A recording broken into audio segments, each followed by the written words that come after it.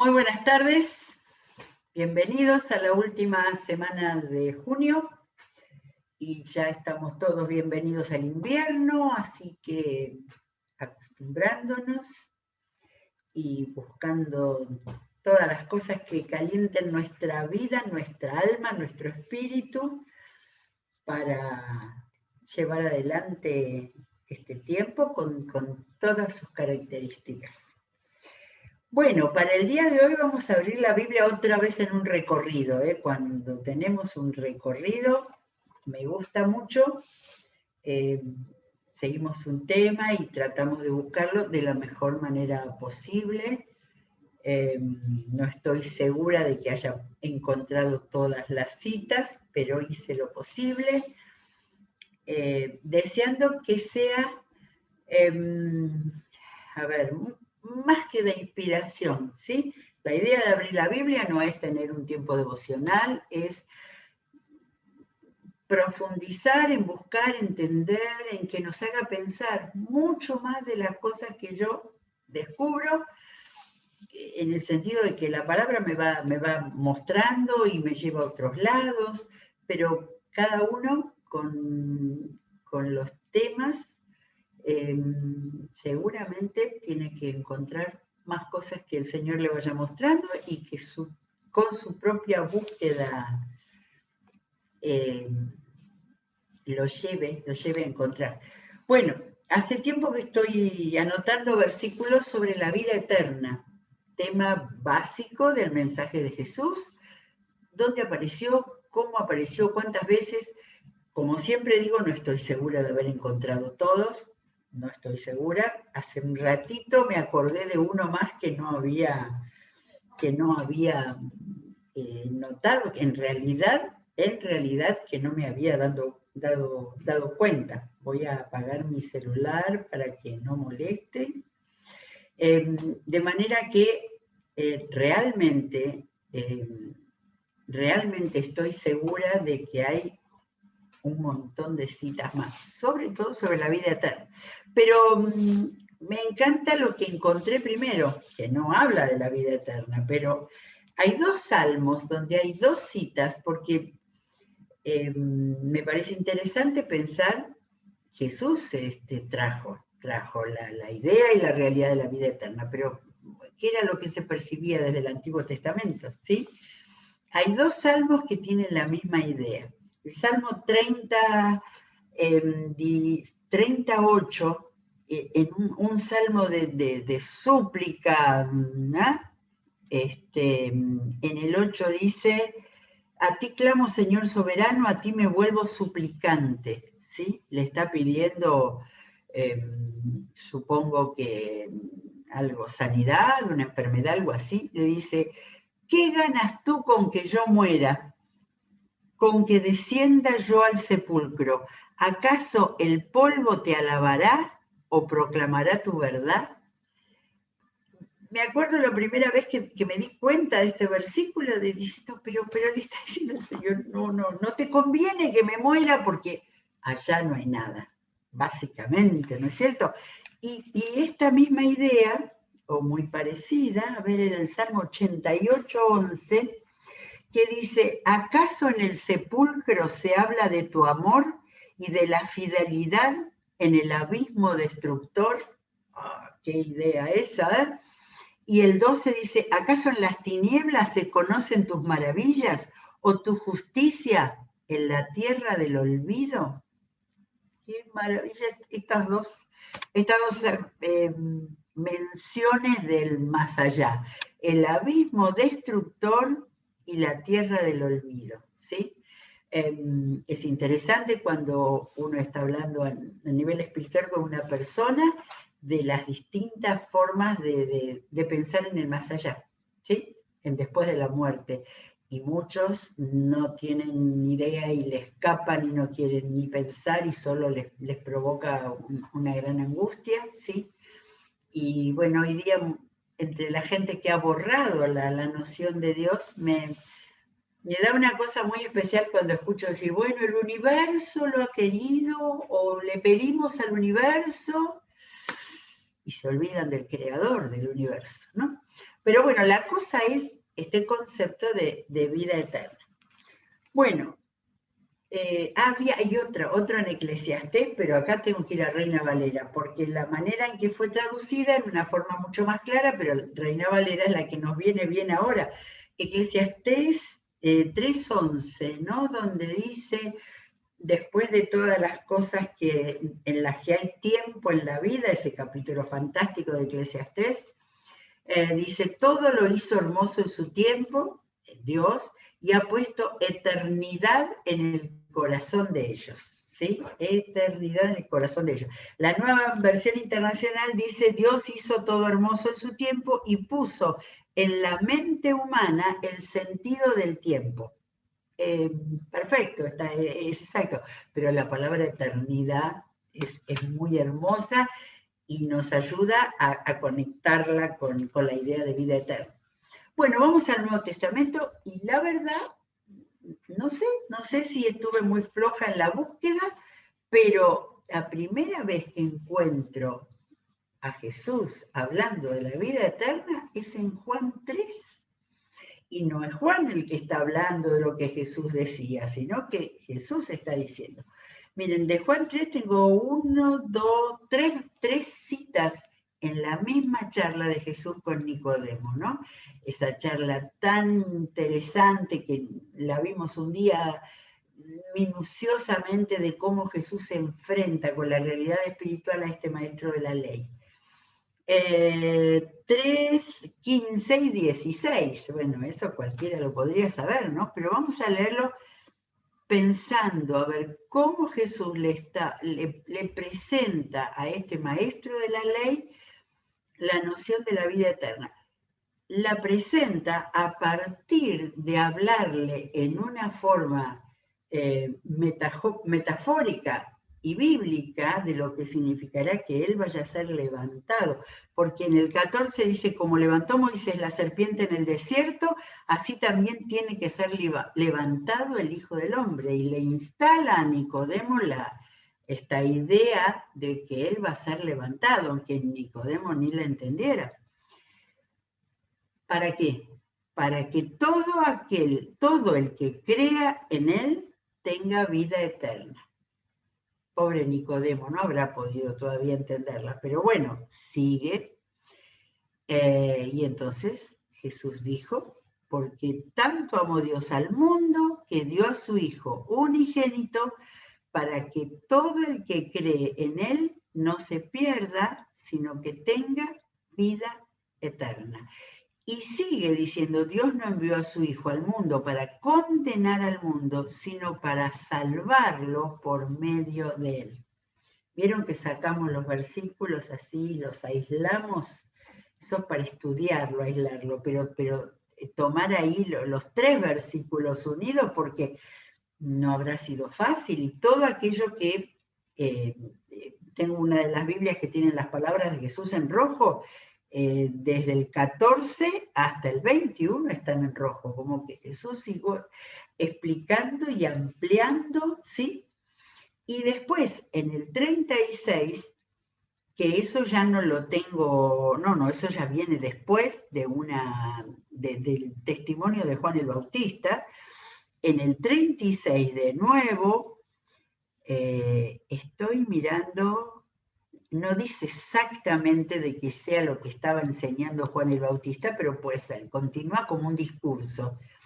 El que viene de arriba está por encima de todos, el que es de la tierra es terrenal y de lo terrenal habla, ¿sí? Más o menos una transposición de lo que Jesús había hablado con Nicodemo para explicarle la diferencia entre lo terrenal y lo espiritual. El que viene del cielo está por encima de todos y da testimonio de lo que ha visto y oído, pero nadie recibe su testimonio. El que lo recibe certifica que Dios es veraz, dice la verdad. El enviado de Dios comunica el mensaje divino, pues Dios mismo le da su espíritu sin restricción. El Padre ama al Hijo y ha puesto todo en sus manos. El que cree en el Hijo tiene vida eterna, pero el que rechaza al Hijo no sabrá lo que es esa vida, sino que permanecerá bajo el castigo de Dios.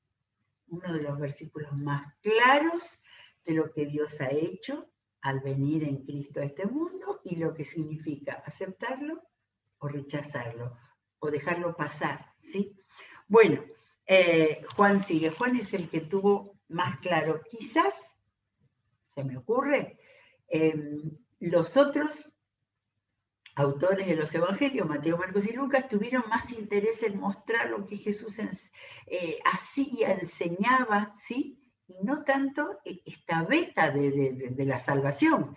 Por eso Juan, que escribió muchos años después el evangelio, fue poniendo todo aquello que él recordaba y que el Espíritu Santo le hacía recordar de todo lo que Jesús había enseñado sobre la vida eterna.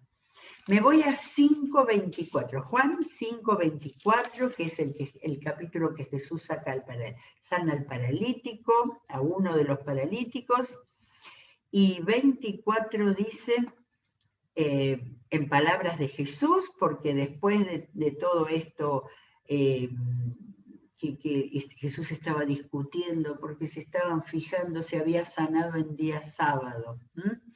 Y entonces hay un discurso de él desde el versículo 19 y en el 24 dice, ciertamente les aseguro que el que oye mi palabra y cree al que me envió, tiene vida eterna. Vuelve a repetir. Juan nos hace pensar que Jesús todo el tiempo estaba hablando de la vida eterna. Tiene vida eterna y no será juzgado, sino que ha pasado de la muerte a la vida. Una de las más claras exposiciones de Jesús acerca de lo que la vida eterna es pasar de la muerte a la vida. Bien, versículos todos para tenerlos subrayados, para poder enseñarlos. Capítulo 6 tiene un montón también. Capítulo 6 es ese que antes o después que Jesús había hecho el gran milagro de la multiplicación de los panes y de los peces, ¿sí? Y entonces después la gente lo persiguió y Jesús dio uno de sus discursos, enseñanzas más fuertes, más duras. Le dijo, ustedes vienen porque les di a comer gratis, ¿sí? Bueno, pero vamos a ver cómo habla ahí de la vida eterna. 27, sí, al comienzo nomás, le dice, trabajen, pero no por la comida que es perecedera, sino por la que permanece para vida eterna. En el capítulo 3, en el capítulo 5, en el capítulo 26, ya tenemos que Jesús estaba hablando todo el tiempo de vida eterna, cosa que todos los que se creen mortales y determinan que su vida termina ahí listo, no toman en cuenta para nada, y Jesús le enseñaba y le enseñaba.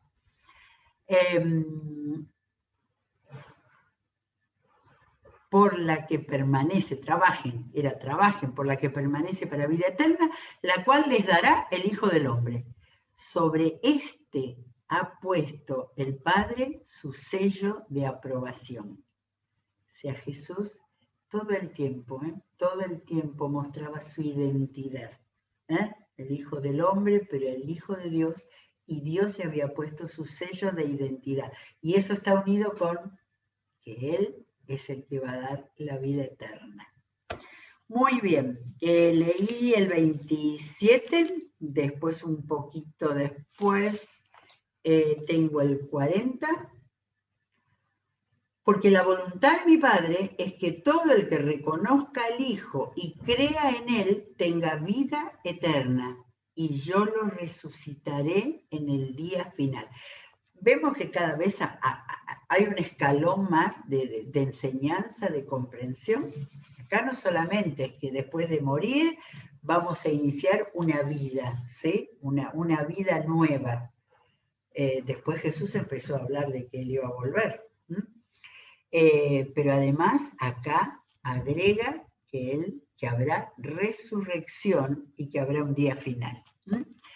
Pronto vamos a ver, buscar los versículos que tienen que ver donde Jesús enseñó de la segunda venida. Bueno, 40, leí 47, 54, acabo de leer, no, el 47 dice, ciertamente les aseguro que el que cree tiene vida eterna. Y en el contexto de lo que estaba enseñando, de que no vengan a él porque les diera pan, volvió a decir, yo soy el pan de vida. Y por ahí dice, yo soy el pan que da vida. Todo en este contexto de esta enseñanza. Y por supuesto es difícil, claro que es difícil de entender. Es un tema netamente espiritual, lo tenemos que recibir con nuestro espíritu y con nuestra mente. Pero Jesús enseñaba. A ver, hay uno más. 54 dice de nuevo, esto sí que era muy difícil, porque ellos no sabían que iba a morir todavía. El que come mi carne y bebe mi sangre tiene vida eterna y yo lo resucitaré en el día final. En el contexto de este mismo discurso, si es que fue en una sola vez o si fue que Juan unió en toda esta etapa esa enseñanza sobre el pan de vida después de la multiplicación de los panes y de los peces. A ver, volvemos al contexto. ¿Por qué vino todo esto? Y porque la gente andaba detrás de él, no por el Hijo de Dios, no por el que les iba a dar vida eterna, sino porque les podía dar pan otra vez.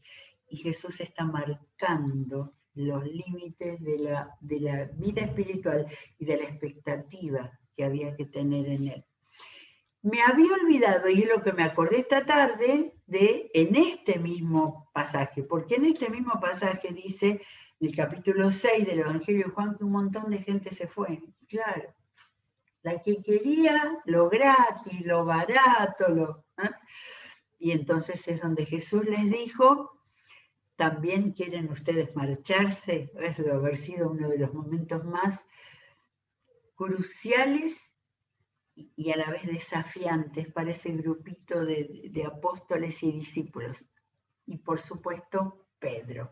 Señor, ¿a quién iremos? Tú tienes palabras de vida eterna. Me apareció ese versículo y digo, pero ¿cómo no lo marqué? ¿Dónde estaba? En el mismo pasaje que, ¿cuántas veces? 4 veces encontramos que Jesús les habló de la vida eterna. ¿A quién iremos? Tú tienes palabras de vida eterna. Juan 6:68. Y nosotros hemos creído y sabemos que tú eres el Santo de Dios. ¿Sí? Pedro dijo las mejores cosas de comprensión del mensaje de Jesús. Bueno, no tengo más de los evangelios. Hechos 13. Hechos 13 es el relato que está en el primer viaje misionero de Pablo. Si hace mucho que no leemos los viajes misioneros, lo leímos, hicimos los 3 viajes en los primeros programas de marzo o abril de 2020, hace más de un año. Así que si no hemos vuelto, los mensajes de Pablo están llenos de la experiencia misionera, de la comprensión que iban teniendo Pablo y Bernabé y los nuevos cristianos, y del mensaje de cómo al mundo, el primer viaje estaban todavía en el mundo en el Oriente.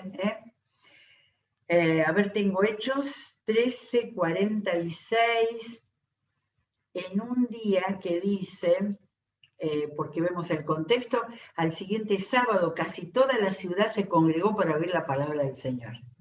Ellos tuvieron momentos gloriosos y después salían corriendo porque los querían apedrear, porque los echaban de la sinagoga, ¿no? Y entonces él, y eran los primeros, no sé exactamente, pero era, dentro del viaje misionero eran los primeros discursos que ellos estaban dando. Era necesario que les anunciara la palabra de Dios primero a ustedes, a los judíos. Como la rechazan y no se consideran dignos de la vida eterna, ahora vamos a dirigirnos a los gentiles. Así nos lo ha mandado el Señor. ¿Cuántas cosas, cuántas cosas dice ahí? Estaban ellos comprendiéndolo, que si no tenía sentido estar discutiendo y dándole vueltas a aquellos que no querían aceptar a Jesús. Y Pablo y Bernabé iban teniendo la convicción.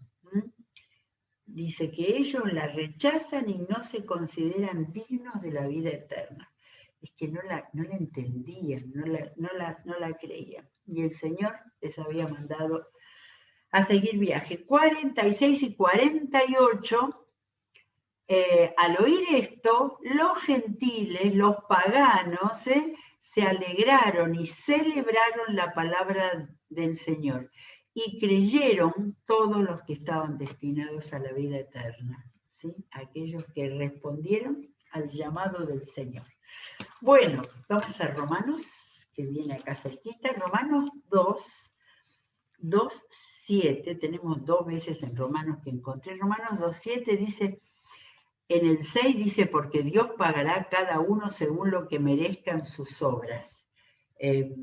¿Se acuerdan que revisamos un poco estos capítulos de Romanos no hace mucho, donde Pablo enseña toda la doctrina cristiana con el trasfondo del querer alcanzar, digamos, la vida eterna con las obras, con el cumplimiento?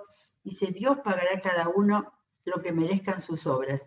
Él dará vida eterna a los que perseverando en las buenas obras buscan gloria, honor e inmortalidad. Esto hay que leerlo en este capítulo. Este capítulo está hablando del juicio de Dios.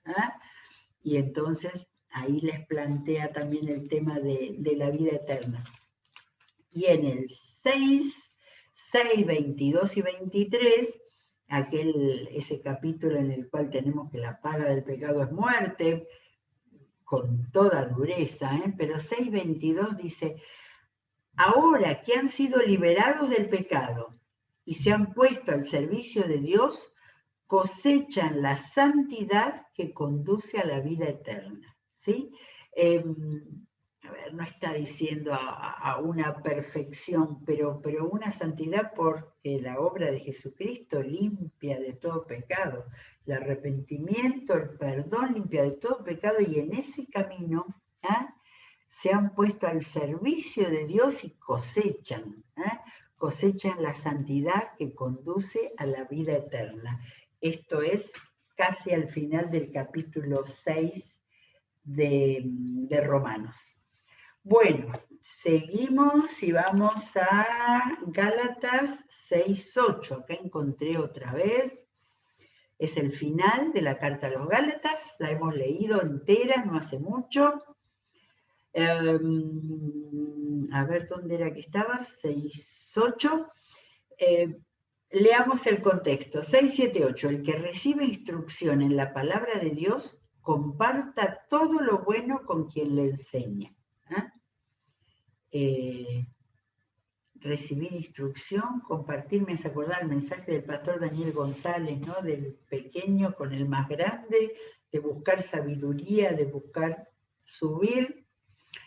No se engañen, de Dios nadie se burla, cada uno cosecha lo que siembra.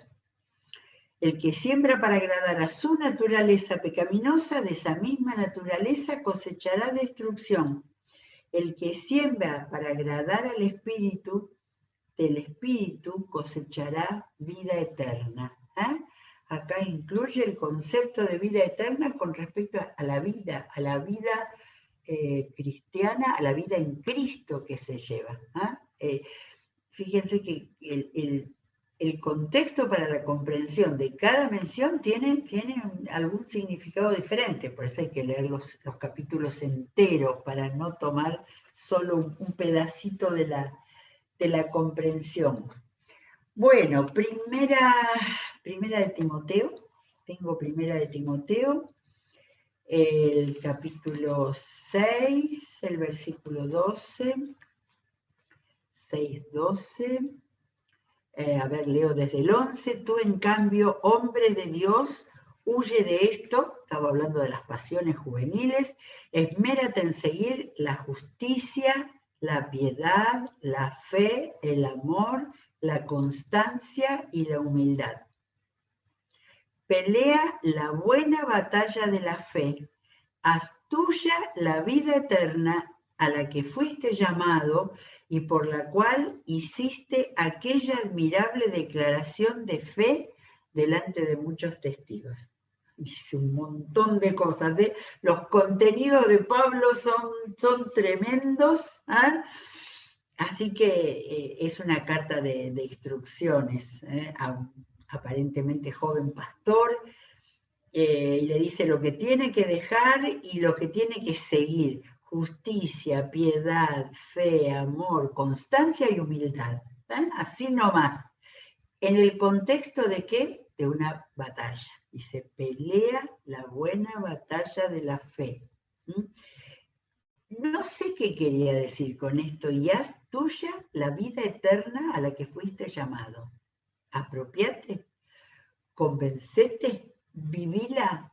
Estoy tomando para mí, para nosotros, ¿no? Así que quiere decir haz tuya la vida eterna. No es solamente, creo que tengo tiempo para contar una pequeña anécdota de mi juventud. Había una revista que se llamaba Tribuna Evangélica, y con un joven periodista de aquel entonces que partió hace poquito a la presencia del señor, Pedro López, yo trabajaba en eso, conseguimos una entrevista con Joan Manuel Serrat, de 22, 23 años, no sé cuántos años tenía en ese momento, 25. Y le preguntamos si creía en Dios, y dijo una frase así, no me la acuerdo tal cual, pero que no le parecía importante eso de creer en Dios para conseguirse una plaza cómoda en el paraíso. Concepto de que creer en Dios y tener la vida eterna era nada más que preocuparse porque allá tuviera una plaza, como muy española esa expresión, ¿no? Un lugar cómodo. Pasaron tantos años y ni eso hoy es atractivo para la gente, ¿sí? Tiene que llegar a reconocer su necesidad de Dios, su necesidad, porque no es ni siquiera por interés. O sea, la gente ha decidido ser en sí misma su propio Dios. A eso lleva la nueva era y todas las nuevas ideologías, ¿no? Su propio Dios, sus propios derechos. Ahora, en aquel entonces ni siquiera era atractivo eso. Sin embargo, la vida eterna es lo más deseable, ¿sí? Porque el camino de la vida acá hace que uno llegue a saber, gracias a Jesucristo, que Dios ha programado otra cosa para nosotros, para los que no lo rechazan. Nos queda Primera de Juan 1:2, Juan el mismo del Evangelio, dice, esta vida se manifestó y anunciamos a ustedes la vida eterna que estaba con el Padre y que se nos ha manifestado. Tal cual como empezó el Evangelio, empezó su carta.